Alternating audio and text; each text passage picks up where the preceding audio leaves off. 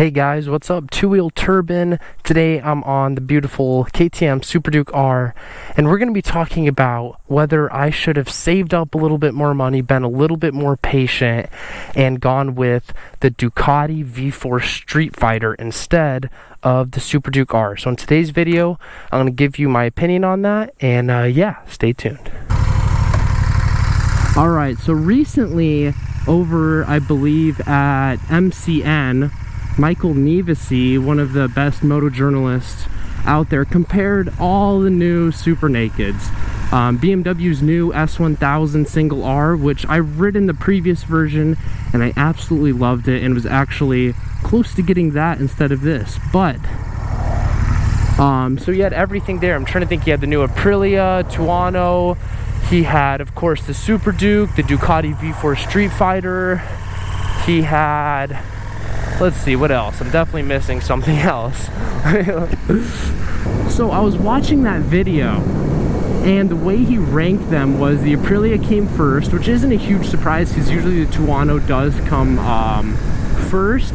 And personally, I don't know why, I'm not a huge fan of how it looks. It looks a little bit too super sporty, and it looks just bulky to me. I don't know, it looks like there's a little bit too much extra fairing action going on with that new Aprilia. It is a beautiful bike, but something about the Ducati and KTM actually, to me, seem a little bit more beautiful. So I was watching that video and I couldn't stop staring at that dark stealth, all black Ducati V4S, and I was like, wow, you know, should we have been a little bit more patient, tried to make some more money and go with one of those instead? And I'm really happy I watched that video because I think it helped kind of confirm why the KTM is a better bike for me personally. Not saying it's a better bike. He actually listed the Ducati as a better bike in his ranking. I think it was number 2 and this was number 3, and then you had BMW and I forgot the other bike.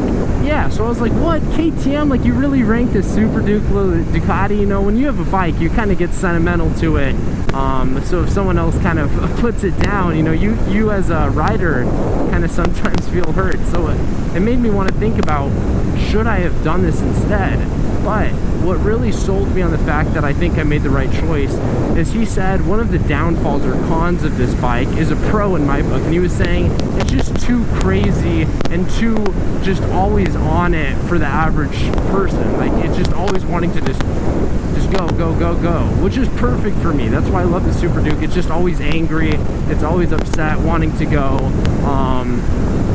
and just gives you a ton of thrill. Where he said the Ducati is a little bit more vanilla in a way, because it's just like it's like a scalpel. It's just like a surgical instrument. It does the job perfectly. Like, it does the job better than the Super Duke. If you on the racetrack, the Ducati is going to be way better because it's basically a V4 Panigale with fairings off and, you know, a few little differences, where the Super Duke is a ground up Super Naked. It's kind of unique like that.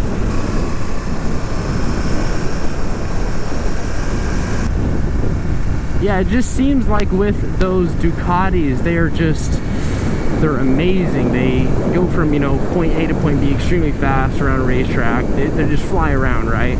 But like he said, it's just very hardcore racetrack focused, where the Super Duke R, you can have a blast on the street, and it's almost more oriented in a way for just having fun hooligan street sessions than just outright trying to have the fastest lap time passing everyone on the track.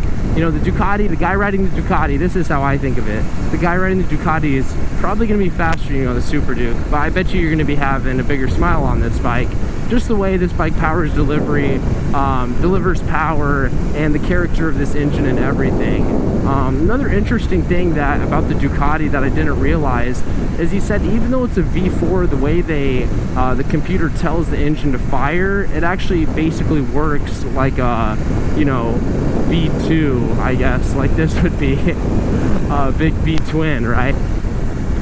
So I thought that was pretty interesting. He said, you know, the Aprilia was the only one there with a true V4 sound and firing order.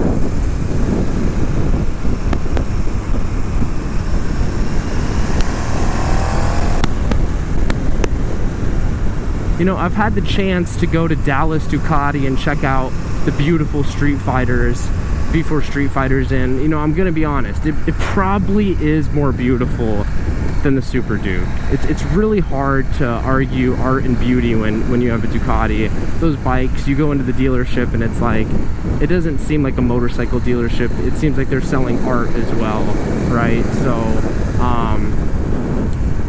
it's tough. That draws you in a lot. But another thing is once you swing a leg over the bike, like, you're not looking at the bike anymore, you know? You're just, especially with these super nakeds, you're basically on the front tire, not saying anything. So you shouldn't, at least I don't think you should care so much about the looks if you're really going to be someone who rides all the time and is doing it for the experience, right? I haven't had a chance to see a V4 Streetfighter being ridden in person, but I wish someone around here had one and we could do a battle, a little head-to-head, do some holes and stuff like that. I'm sure the Ducati would win because I think it has like over 20 more horsepower and it's a much more top-end bike. But maybe with the lower-end poles, who knows? Maybe the Super Duke could come out on top. But yeah, it's always interesting when, like, you buy something, you get something you're really excited for, and then you see the competition and you kind of say, like, okay, did I make the right choice? And you know, many times, sometimes it's like, wow, I didn't make the right choice, but the Super Duke, for me, it really is the right choice. Looking at the Aprilia, beautiful bike, I know it makes amazing sounds, dealer support sucks. Same with Ducati, honestly. There's not many dealers, like none in Northwest Arkansas, I don't think. And it's just, the KTM is just such a fun bike. Wow. What an excellent bike, KTM. So yeah, I definitely am not a KTM diehard fan in the fact that I won't own other companies now. I still definitely, you know, we can eventually have some nice disposable income. Would love to own a bike from every manufacturer, and definitely want to jump into the Ducati world and see what that's all about.